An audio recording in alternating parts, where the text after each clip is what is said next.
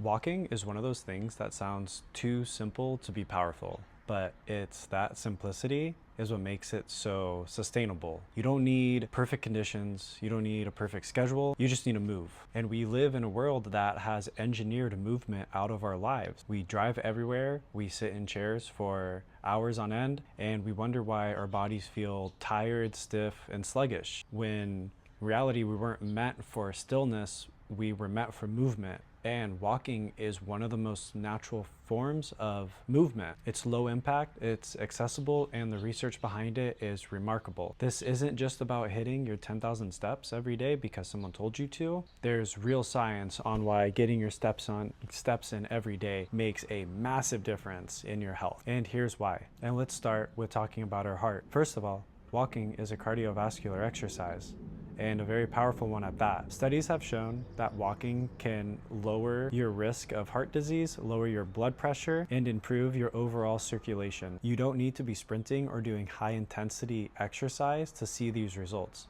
Just consistent walking every day makes a huge difference. Now let's talk about something that doesn't get mentioned enough: the mental health benefits from walking.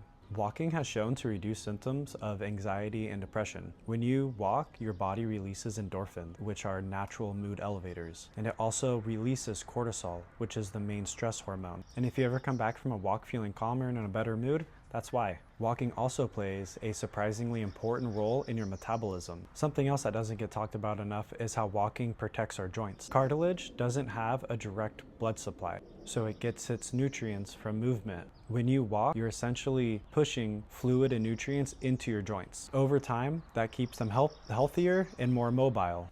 And when it comes to longevity, living longer and more functional, consistent walkers outperform people that are sedentary in almost every health marker. So how do you get more steps in, especially if your lifestyle is more sedentary?